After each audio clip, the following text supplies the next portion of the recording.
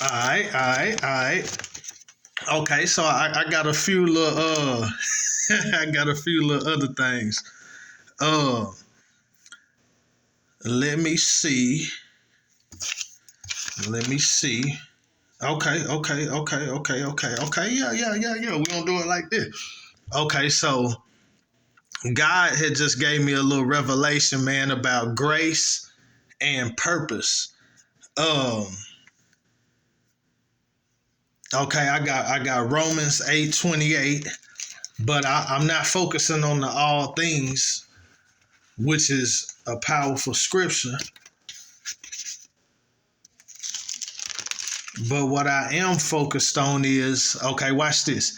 And we know that all things work together for good to them that love God, to them who are the called according to his purpose. So when God calls you, he calls you according to his purpose. His call to salvation, but his call to whatever he's called you to do in the kingdom is related to his purpose. So now I got to looking at David, right? So we always compare David and Saul because they was both kings and Saul ended up being rejected.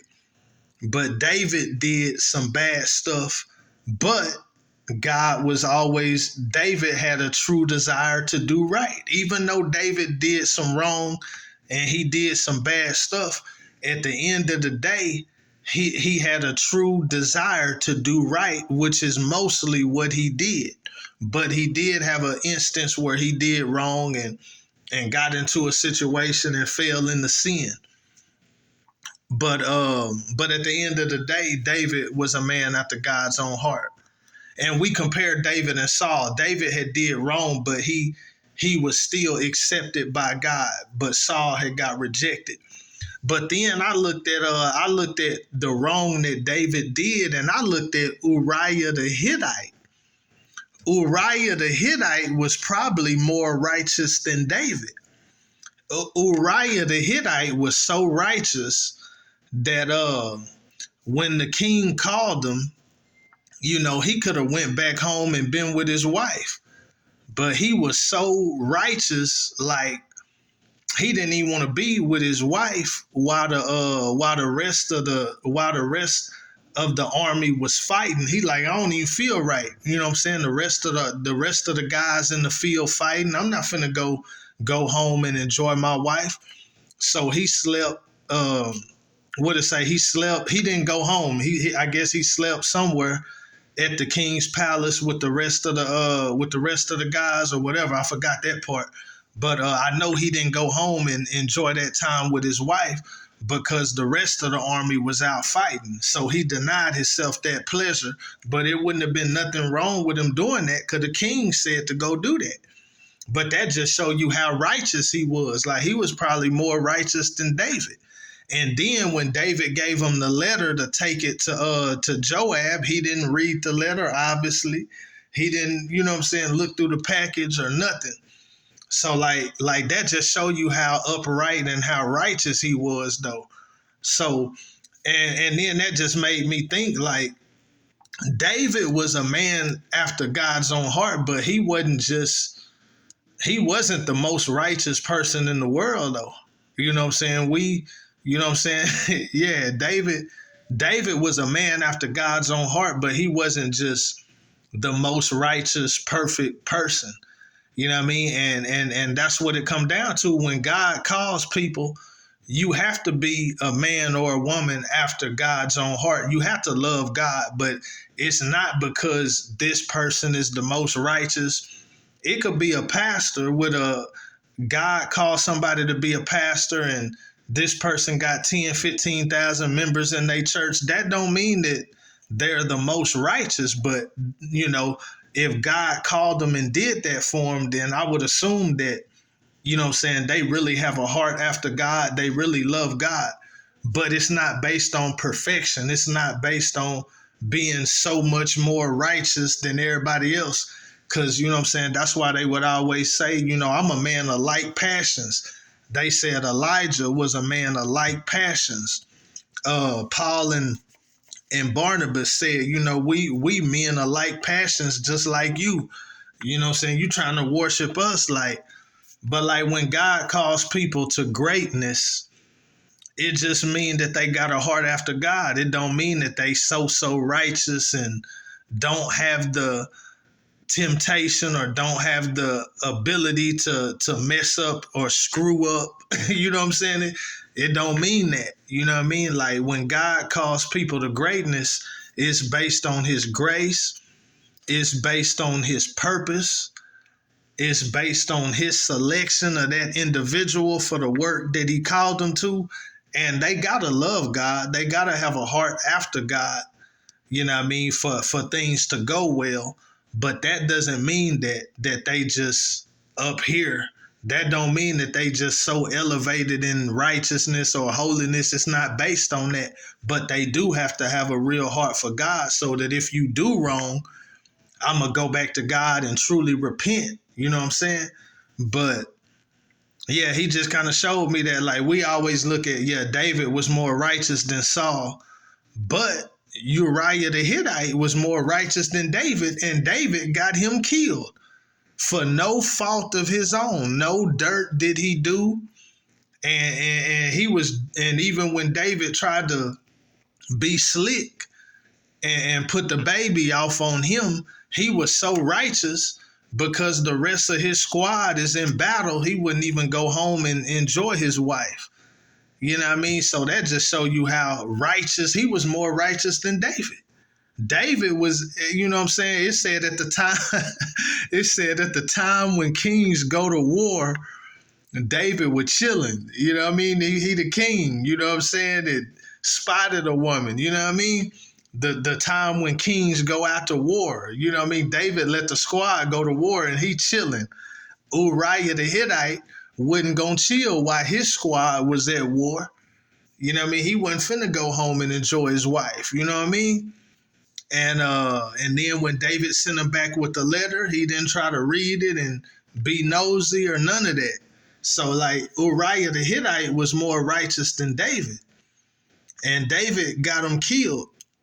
You know what I'm saying? So David did big dirt. That was big dirt. And David paid the price for it too, but he still had a true desire to do right, which when that situation passed, we saw David continue to live a righteous life once he got past that. You know what I mean?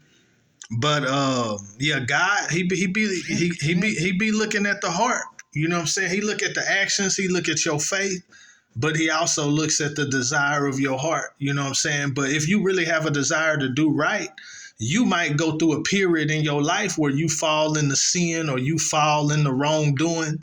But the opportunity and the occasion to come out of that or be delivered from that will come. And you will take that opportunity to be set free, to get the victory, to overcome, if you really have that true desire. You know what I mean? Because trouble don't last always. You know what I'm saying? Yeah, weeping may last for a night. Weeping may endure for a night, but joy cometh. Yeah, all that, man, all that. Yeah, I'm feeling good now. I'm feeling good in my soul, man. But it's grace and purpose, though, man. What I got? Ecclesiastes 9:11. It ain't always the most qualified person, because it's grace and it's purpose. You know what I mean? It's the calling of God, the election of God. You know what I mean? It ain't always the most qualified person that get the position. It's who God calls and gives the grace and promotes and prepares.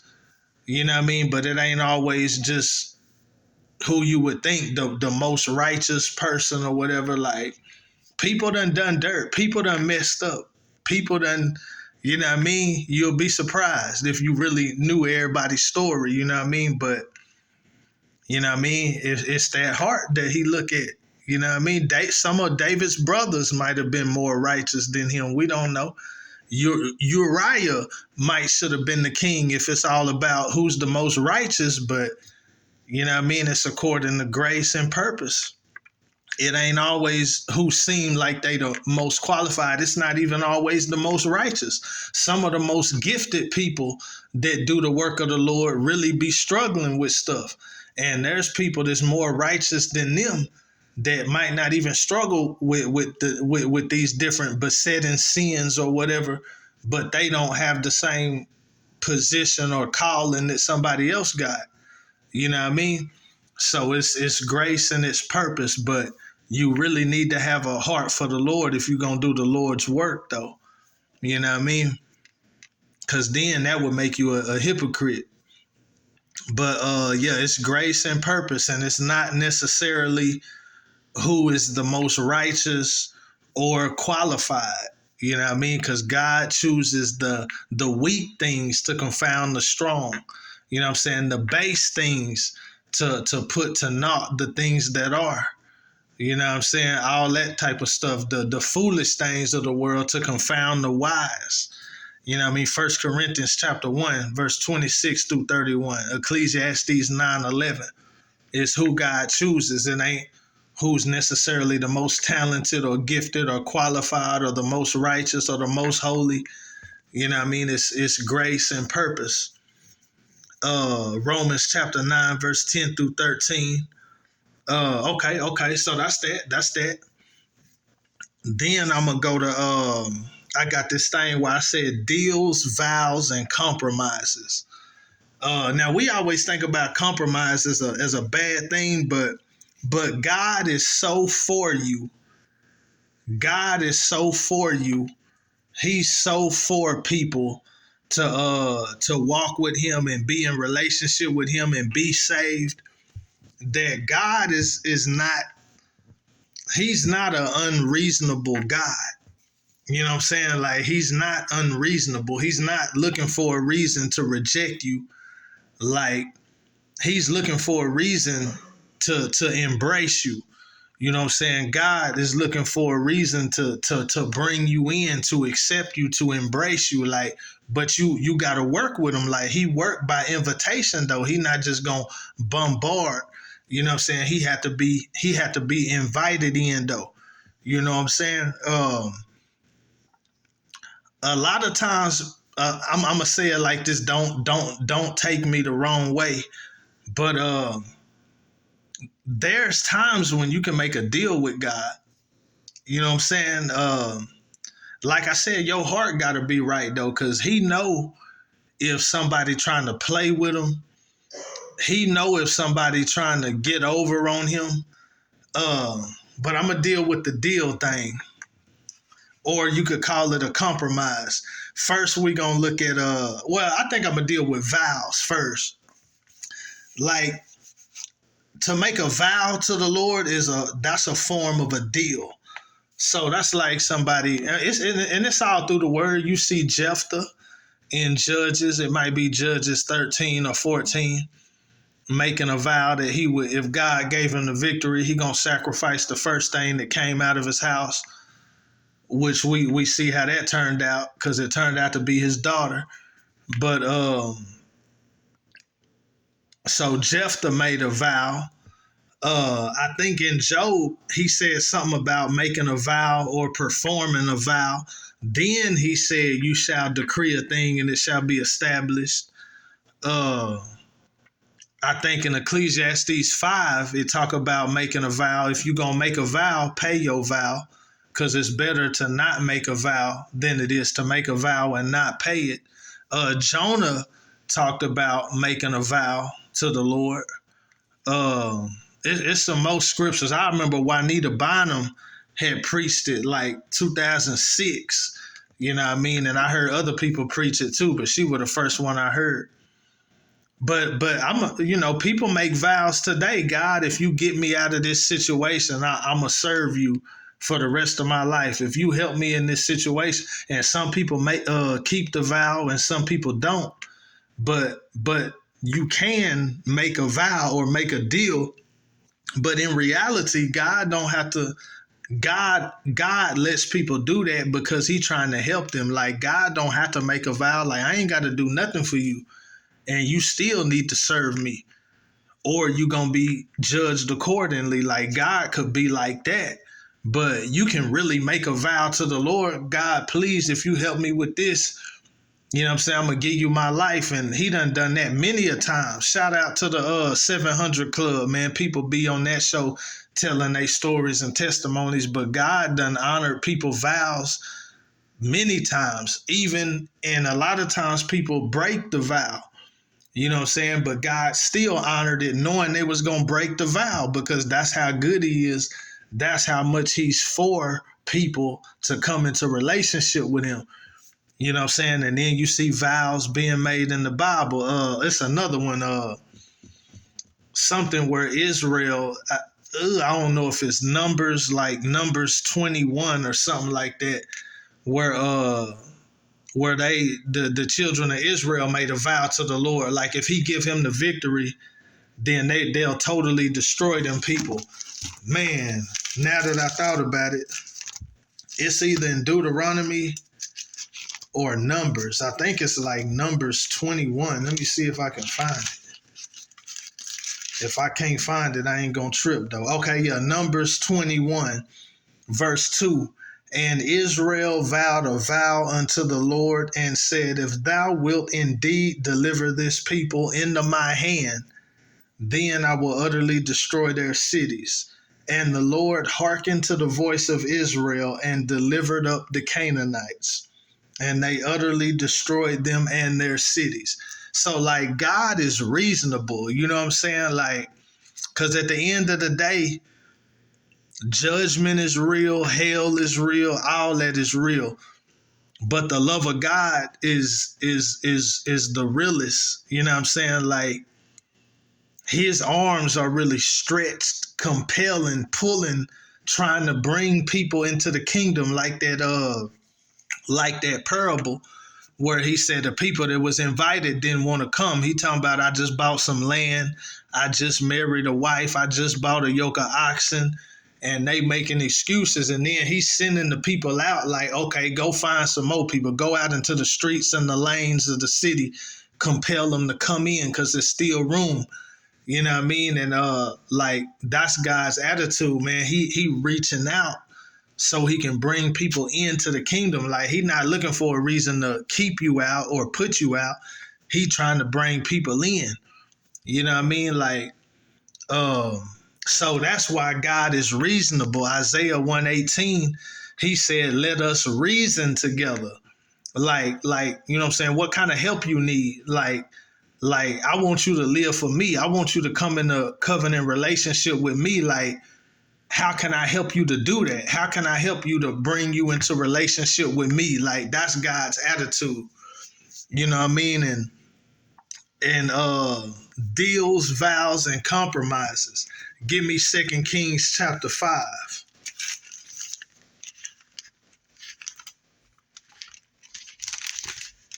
2 Kings chapter 5, man. Yeah, God, I'm telling you, God, he just gave me some stuff, man. Okay. Look at this. Here go the deal that he made right here.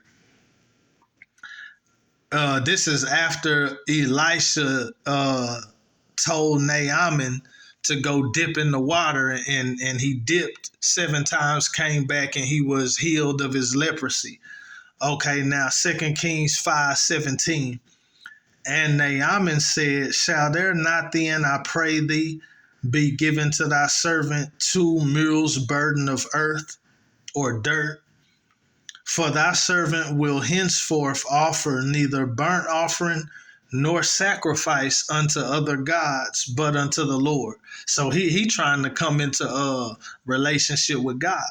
Verse 18, in this thing the Lord pardon thy servant. I need to make a deal with you. In this thing the Lord pardon thy servant. Forgive me on this right here though, Lord, that when my master goeth into the house of Rimmon to worship there, and he leaneth on my hand, and I bow myself in the house of Rimmon. See, God said, I don't want you worshiping no other gods. He said, when I bow down myself in the house of Rimmon, the Lord pardon thy servant in this thing. So I know I'm not supposed to bow down to no other gods, but I'm in a difficult situation. I can't just give up my job and just stop serving the king, give up my position. I ain't trying to do all that, but I know that you the true God. So I'm finna serve you now. But I just need you to forgive me when the king lean on me and I bow down to that other God. I just need you to forgive me, you know what I'm saying, while I do that. And what he say? He said, and he said unto him, go in peace. So God made a deal with him.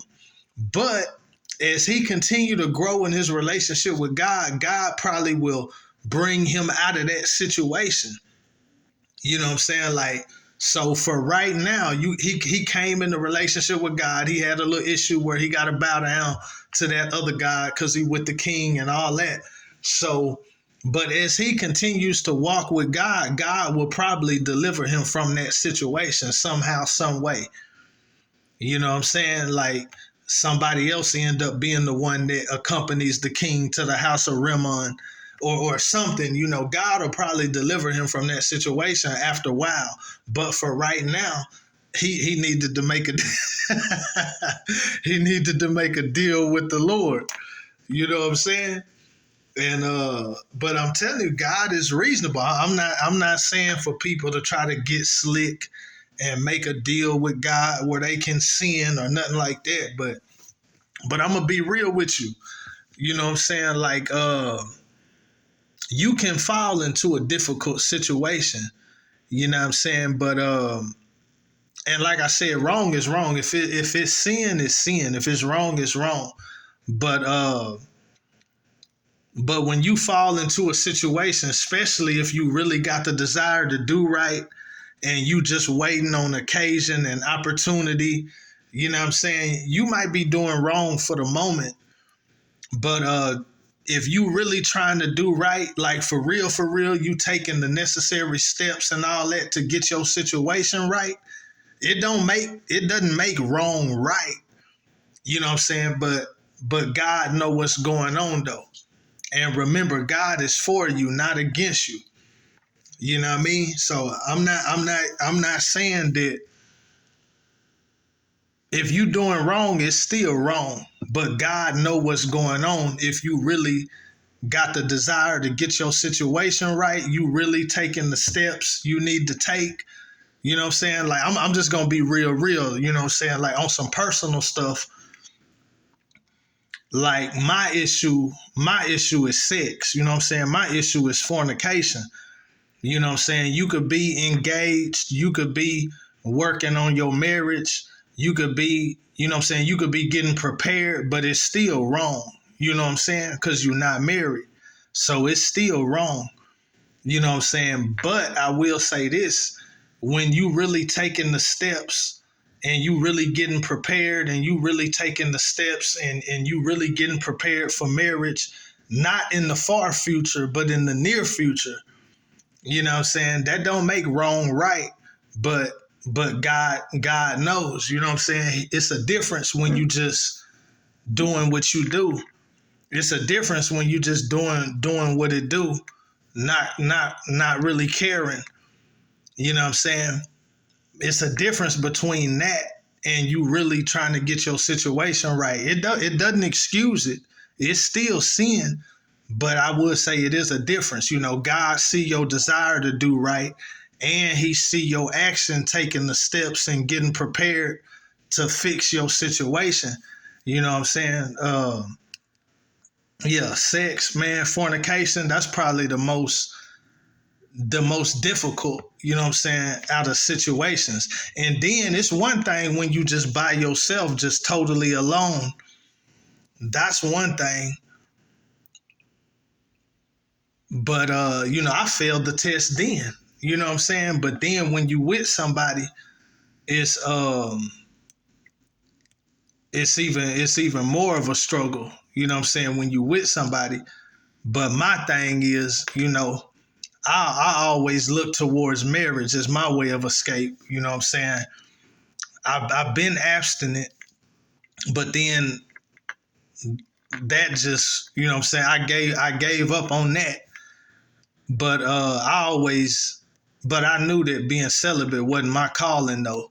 But it don't make it right. It don't make fornication right just because celibacy ain't your calling. You know what I'm saying? So then I began to focus more on marriage.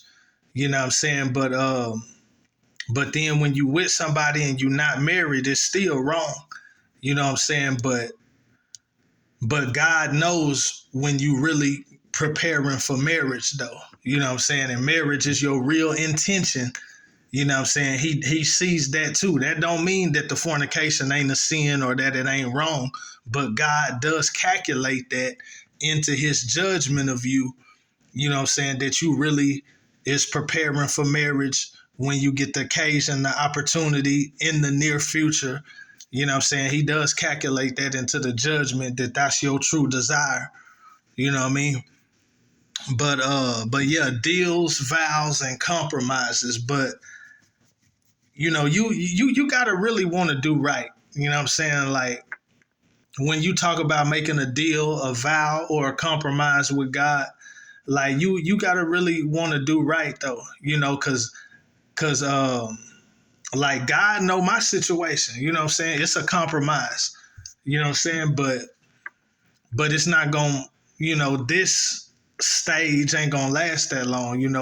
The opportunity to take that next step and make it right is gonna come in short time. You know what I mean? But I wanna speak about where I'm at while I'm at that point, because what I'm saying, once I'm married, I'm not gonna be, what I'm saying, at this point no more. So I wanna speak on it while I'm here, while I'm at this stage, while I'm at this place in life. I want to speak on it while I'm at this particular place in life and in my relationship with God. You know what I'm saying? I want to speak on it, because once I'm married, I'm not going to be in this same place, you know what I'm saying, in life and in my relationship with God. You know what I'm saying? We're going to be in a different season then. You know what I'm saying? But yeah, man, what I'm saying, deals, vows, and compromises, God knows, you know what I'm saying, and but the good thing is, what I'm saying, he fight for you. He fight for you to be with him. You know what I'm saying? He fight for you to be in right relationship with him. You know what I'm saying? Like God ain't looking for a reason to cut you off, to cast you out, to reject you. Like he trying to help you in every way. You know what I'm saying? That's why he blessed me, because without being married, when I fall off on my abstinence, I'm gonna be in the streets.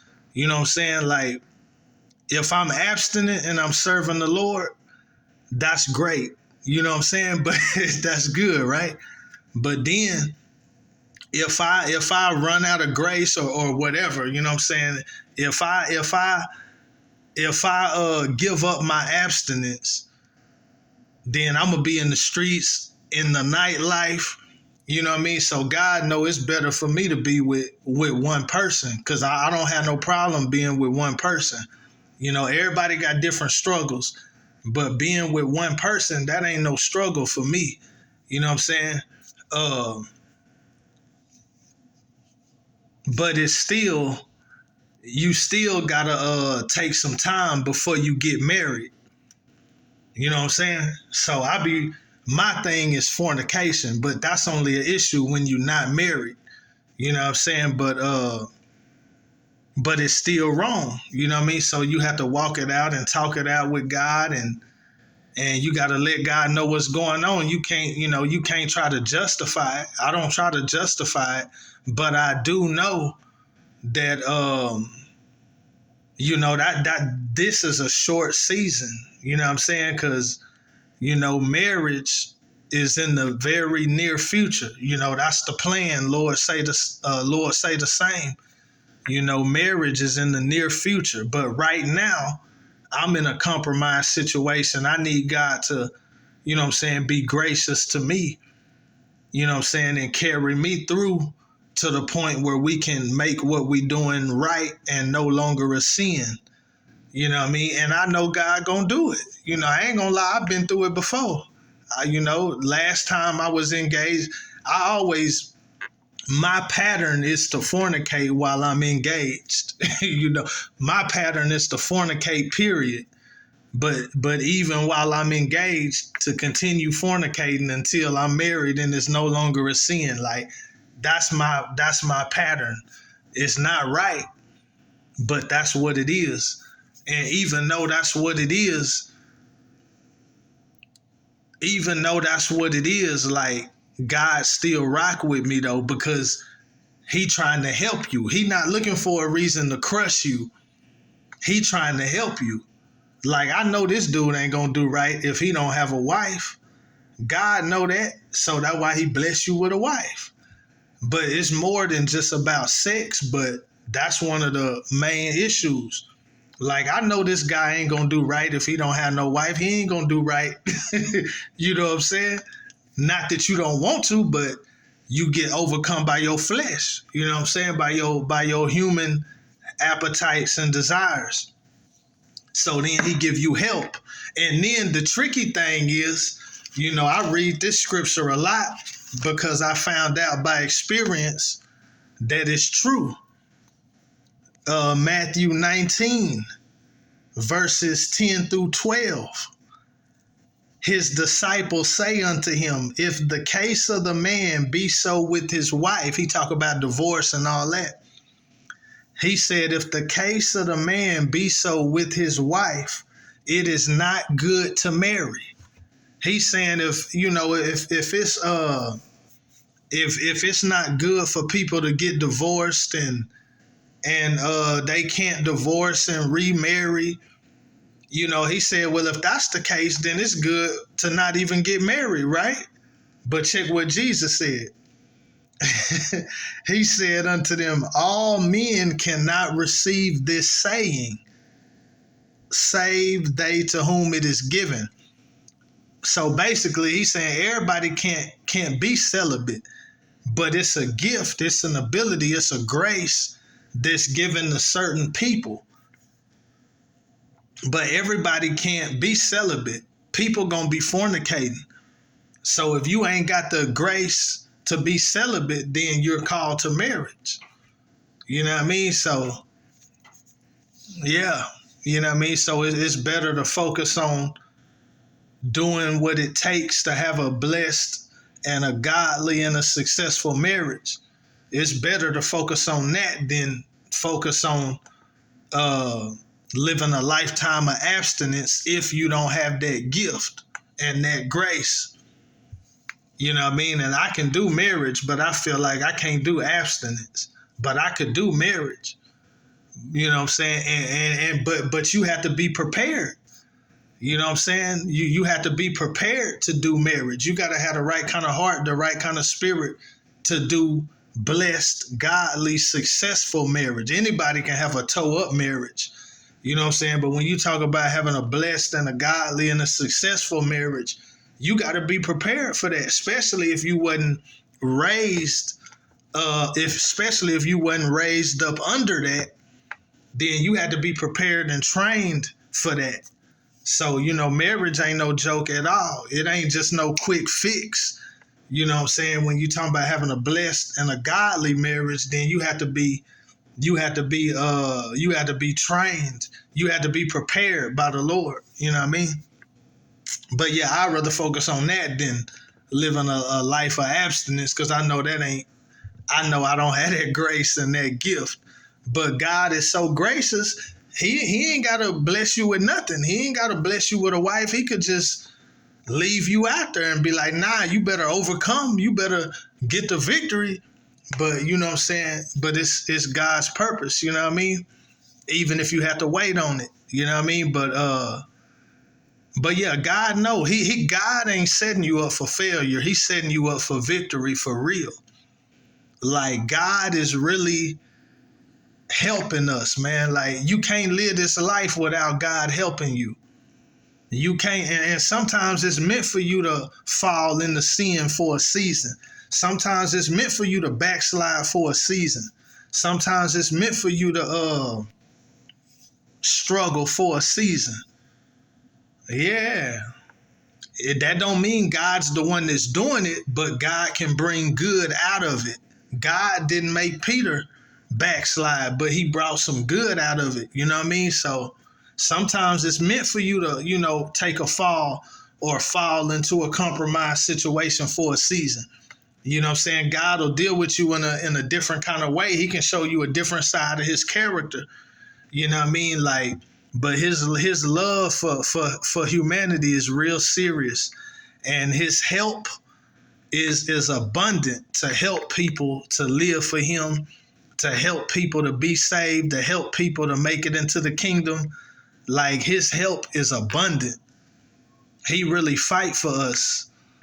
You know what I'm saying? He really fight for us to get saved and stay saved and grow in the Lord and endure to the end. Like, his help is abundant. His help is abundant. All right, man. That's and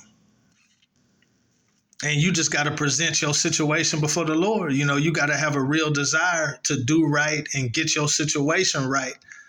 And you might can't fix it right now, but the opportunity will come for you to fix your situation or overcome your situation or get the victory over your situation or be delivered from your situation. Like, yeah, if you got a righteous desire, you know what I'm saying? The desire is your part. Making it happen is God's part, but he'll do it. You know what I'm saying? He'll do it. You know what I mean?